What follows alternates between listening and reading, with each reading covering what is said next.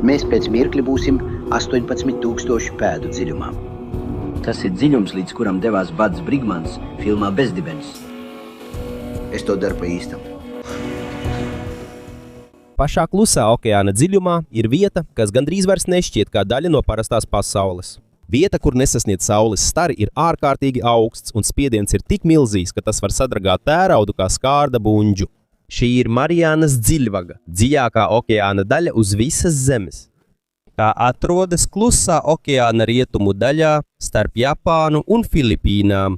Tā ir tik dziļa, ka pat pasaulē augstākais kalns, Everesta kalns, arī nogrimtu brāli, ja to novieto pašā apakšā, saskaņā ar National Geographic un ASV Nacionālās okeānu un atmosfēras administrācijas NOAA pētījumiem. Tā dziļākā vieta, ko sauc par Challengera dzelme, sasniedz gandrīz 7 jūdzes dziļumu. Ļoti ilgu laiku cilvēki domāja, ka šajā vietā nekas nedzīvo, jo tā ir kā tumša un augsta bedra, kurā nevarētu izdzīvot neviena dzīvība. Taču attīstoties tehnoloģijām un zinātniekiem pētot arvien dziļāk, viņi pamazām atklāja, ka iepriekšējais uzskats bija nepareizs. Neskatoties uz milzīgo tumsu un spiedienu, dziļumos tomēr dzīvo dažādi unikāli organismi.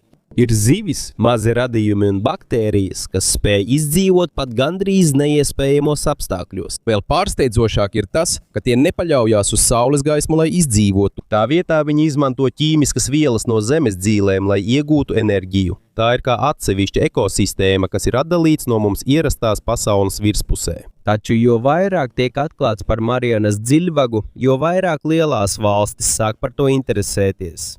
Tā nav tikai vienkārši dziļa jūra. Tā pamazām kļūst par svarīgu daļu globālajā sacensībā, zinātnē, tehnoloģijās, resursos un militārajā stratēģijā. Pēc analītiķu un jūras ekspertu domām, daudzas valstis tagad vēlas izpētīt okeāna dziļumus, jo tur iespējams ir svarīgi minerāli, kas nepieciešami mūsdienu tehnoloģijām. Tajā skaitā ir materiāli, ko izmanto baterijās, elektronikā un citās progresīvās tehnoloģijās. Tāpēc pieaug to valstu interese, kurām ir iespējas veikt dziļjūras izpēti. Pašlaik dažādas valstis jau izmanto īpašas robotus, pētniecības zemūdenes un augsto tehnoloģiju kuģis, lai izpētītu pašas dziļākās okeāna daļas. To nav viegli izdarīt, jo šī vieta ir ļoti bīstama. Spiediens dziļumā ir ārkārtīgi bīstams. Vienkārši izskaidrojot, tas ir tā, it kā tu būtu zem ūdens, un uz tevis uzgāstos milzīgs svars. Un pat biezs tērauds var tikt iznīcināts, ja tās nav pietiekami izturīgs. Bet kā tad izveidojās Mariānas dziļvaga? Bet pirms mēs sākam apspriest šo tēmu, es vēlētos lūgt tev nospiest patīk un arī abonēt mūsu kanālu. Tas mums, satura veidotājiem, ir milzīgs atbalsts, tāpēc sāksim jau tagad. Lai tu labāk saprastu, iedomājies zemes virsmu kā milzīgu puzli, kas sastāv no ļoti lieliem akmens gabaliem. Šīs plāksnes sauc par tektoniskajām plāksnēm, un šīs plāksnes ļoti lēni kustas miljoniem gadu garumā. Tagad apgabalā pie Mariānas dziļvagas ir 2 milzīgas plāksnes, kas spiežas viena pret otru. Viena no tām ir klusā okeāna plāksne. Tā kā tā ir smagāka un vecāka, tā pamazām grimst zem otras plāksnes. Šo procesu sauc par subdukciju. Kamēr viena plāksne turpina grimt zem otras, okeāna dibenā izveidojas ļoti dziļa bedre. Un tieši tā arī radās Mariānas dziļvaga. Tas ir kā lēna 2 milzīgu akmens gabalu sadursme miljoniem gadu garumā. Tas nenotiek pēkšņi. Tas ir lēns process. Taču tam ir milzīga ietekme uz mūsu planētas izskatu. 1975. gadā pētnieki pirmo reizi mēģināja izmērīt dziļvagas dziļumu, izmantojot tikai garu virvi un smagu aprīkojumu no britu kuģa HMS Challenger. Saskaņā ar vēsturiskajiem ierakstiem pagāja ļoti ilgs laiks, līdz virve sasniedza pašas jūras dziļākās vietas dibenu. Sākumā daudzi vēl nepicēja, cik liels dziļums tika izmērīts. Taču laikam ejot kļuva arvien skaidrāk, ka Mariānas dziļvaga patiešām ir tik plaša un dziļa. Un jo vairāk tā atklāja savus noslēpumus, jo nozīmīgāka tā kļūst mūsdienu pasaulē. Jo šī ārkārtīgi tumšā okeāna dzelmē varētu slēpties daži no svarīgākajiem resursiem un zinātniskajiem atklājumiem nākamajām paaudzēm. Tomēr 1960. gadā 2 cilvēki nolēma paveikt kaut ko tādu, kas tajā laikā šķita gandrīz neiespējami. Viņu plāns – nolaisties pašā Mariānas dziļvagas apakšā, vietā, kuru gandrīz neviens nebija redzējis ar savām acīm.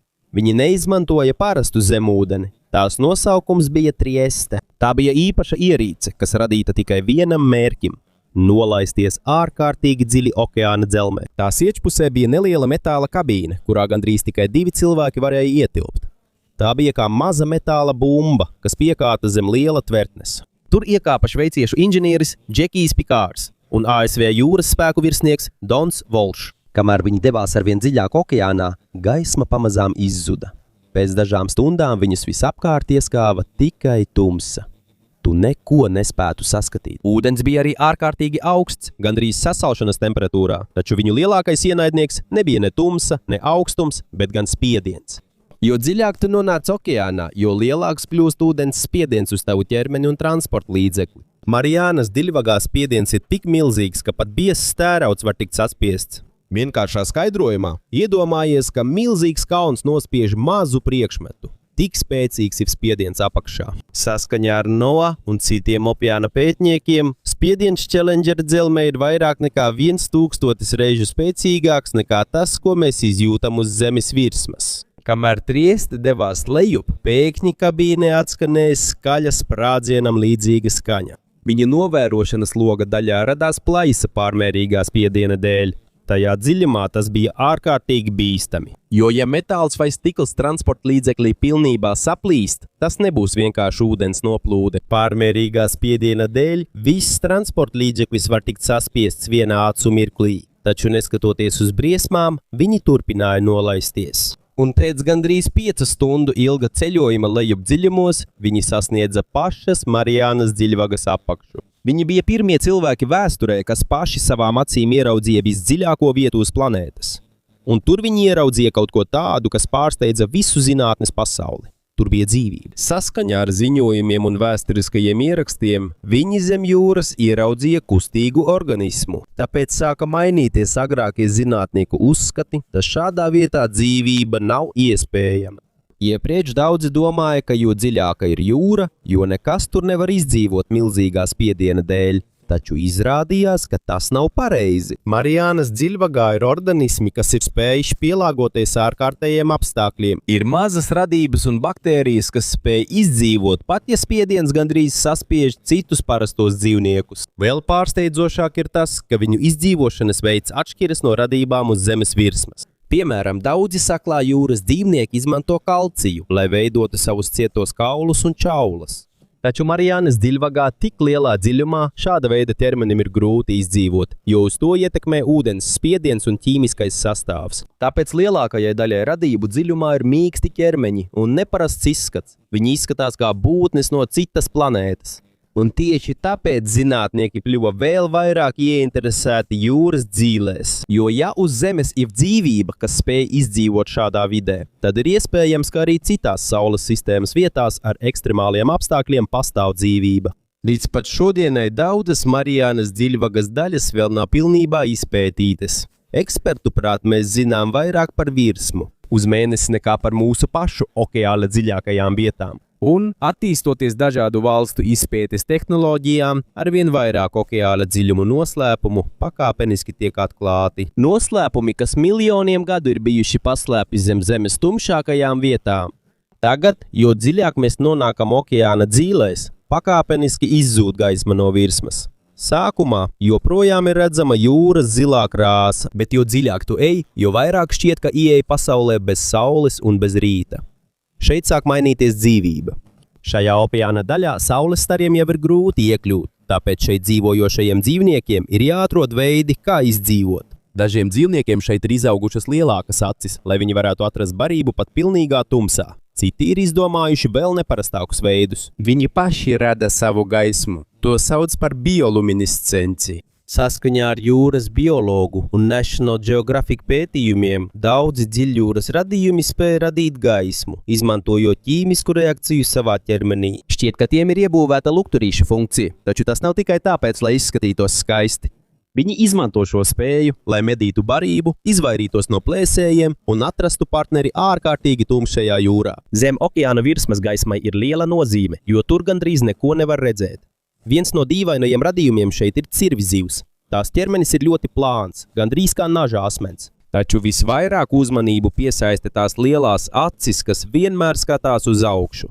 Tā dara, lai redzētu to dzīvnieku ēnas, kas peld virs tās. Taču tā ir vēl viena savdabīga spēja. Zem tās ķermeņa ir mazi orgāni, kas izstaro zilu gaismu. Tā izmanto šo gaismu, lai saskaņotu savu krāsu ar ūdens krāsu no augšas. Vienkāršā skaidrojumā, tā kā kopēja apkārtējo gaismu, lai plēsēji no apakšas to neredzētu. Tā it kā zem ūdens ieslēgtu neredzamības režīmu. Bet jo dziļāk mēs ejam, jo skarbāka kļūst vide. Mēs nonāksim līdz jūras daļai, ko zinātnieki sauc par pusnakts zonu. Šeit vairs nav neviena saules stara. Šeit valda pastāvīga tumsa. No šīs vietas līdz pašai dziļākajai dziļvagas daļai vienīgā gaisma, ko tu redzēsi, nāk no pašiem dzīvajiem radījumiem. Un tā kā šādā vietā parastā redze vairs nav noderīga, arī šo radību ķermeņi ir pielāgojušies. Daži spēj sajust pat vismazāko kustību ūdenī. Viņi uzreiz sajūt pat vismazāko citu dzīvnieku peldēšanu. Visa viņu ķermeņa virsma darbojas kā ļoti jutīgs radars. Tā kā šeit ir ļoti maz pārtikas, radībām ir jāizmanto katra iespēja, ka tās var kaut ko apēst. Viens no šādiem piemēriem ir pelikānu zutis.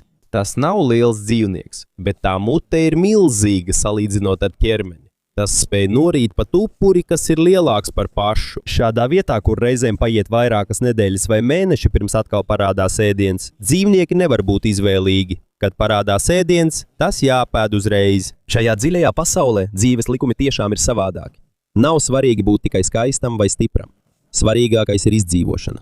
Bet zinātniekiem jau ilgu laiku ir viens liels jautājums. Ja zem ūdens nav saules, no kurienes nāk enerģija visai šai ekosistēmai? Kā izdzīvot tik daudz radību vietā, kur gandrīz nav resursu? Izrādās, atbilde nāk no okeāna virsmas. Katru dienu no augšas lēnām grimst lejup sīkas daļiņas.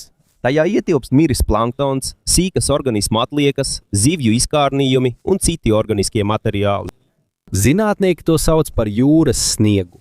Tas ir kā lēna, sīku barības daļiņu sniegšana no jūras virsmas. Taču saskaņā ar pētījumiem lielāko daļu no tā jau ir apēduši citi dzīvnieki, pirms tas sasniedz pašas dziļākās jūras daļas. Tāpēc dziļūdens radībām paliek pavisam maz pārtikas.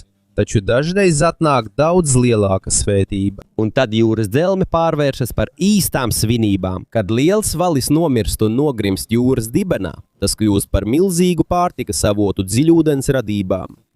To sauc par vaļakritienu. Jūras pētnieku prāt, miruša vaļa ķermenis spēj uzturēt daudz organismu dzīvību ļoti ilgu laiku.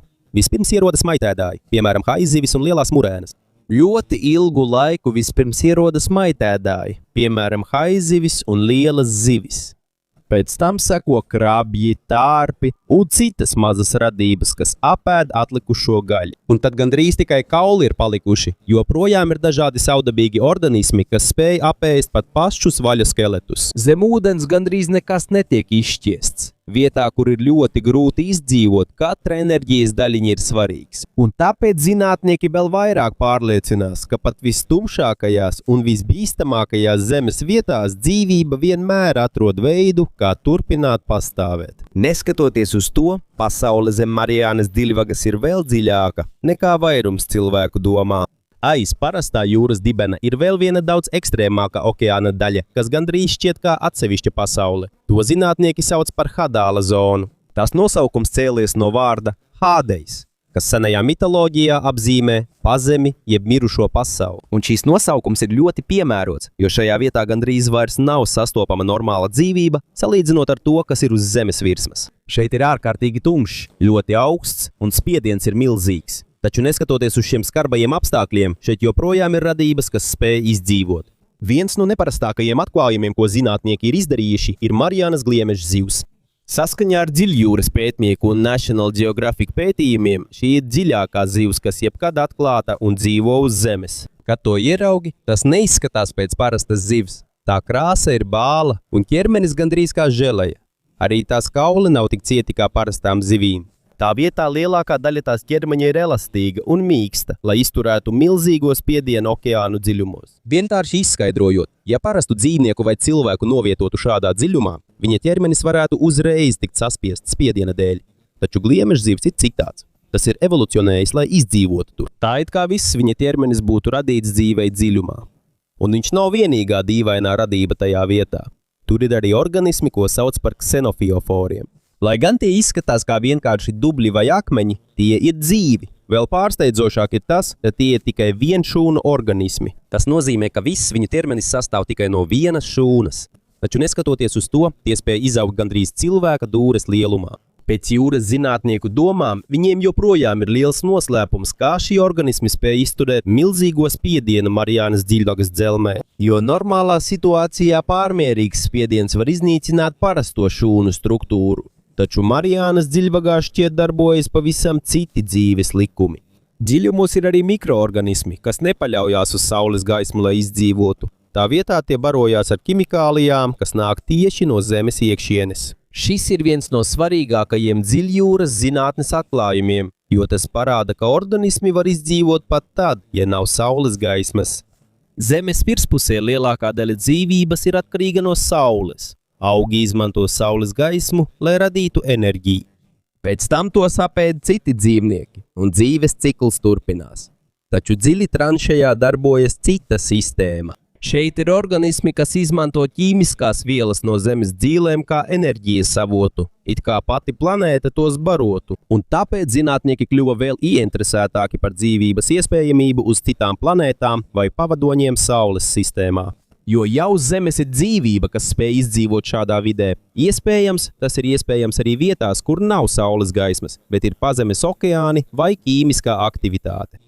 Taču cilvēkiem arvien dziļāk pētot Mariānas dziļvagu, vēl viena lieta sāk mainīties. Tā pamazām kļūst par globālās konkurences centru okeāna dzīlēs. Agrāk zinātne un izpēte bija galvenie iemesli, kāpēc valstis vēlējās pētīt Mariānas dziļvagu. Taču tagad saruna ir kļuvusi daudz plašāka. Tagad tajā ietilpst arī resursi, tehnoloģijas, militārā stratēģija un kontrole pār okeāna dzīlēm. Daudzu desmitgažu laikā pēc vēsturiskā Trieste ienirsta 1960. gadā tikai nedaudziem izdevās atgriezties dziļākajā grāvja punktā, jo šī misija bija ārkārtīgi dārga un bīstama. Dažas dziļās okeāna daļas ir pat grūtāk sasniedzamas nekā Mēnesis. Taču pasaules uzmanība atkal pievērsās šai vietai 2012. gadā, kad filmu veidotājs James Camerons veica solo dziļjūras misiju.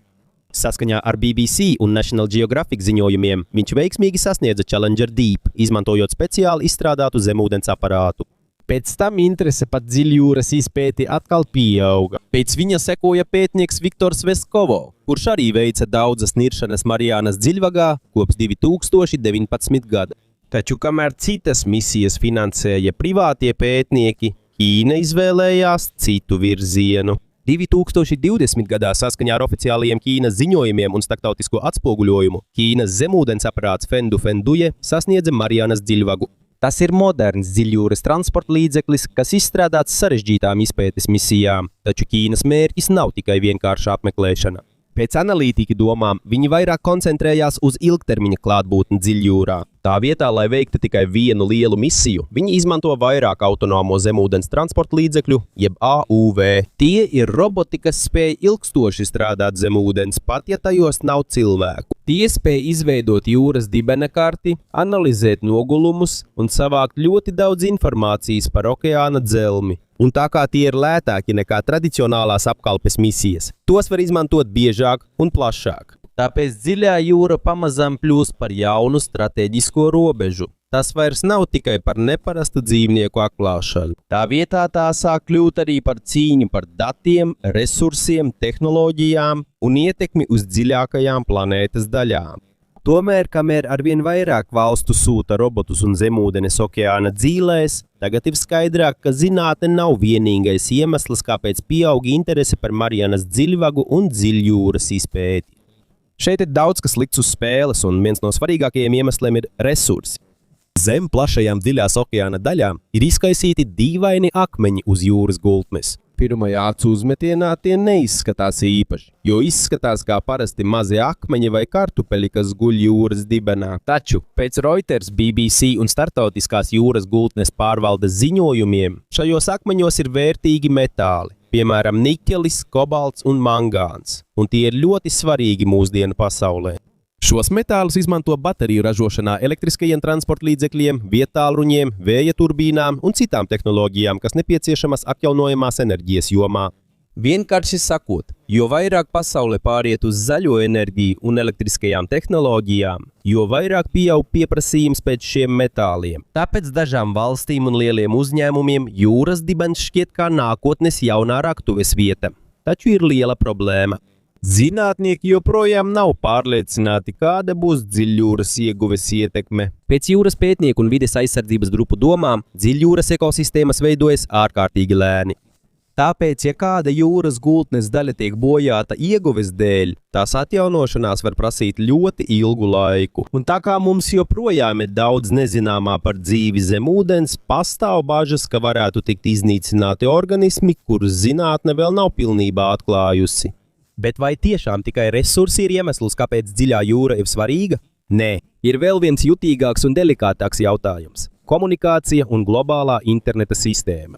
Lielākā daļa cilvēku domā, ka internets nāk no satelītiem kosmosā. Taču, pēc starptautisko telekomunikāciju ekspertu domām, vairāk nekā 90% no starptautiskās interneta satiksmes visā pasaulē notiek caur zemūdens datu kabeļiem. Tās ir garas optisko šķiedru kabeļu līnijas, kas izvietotas okeāna dibenā.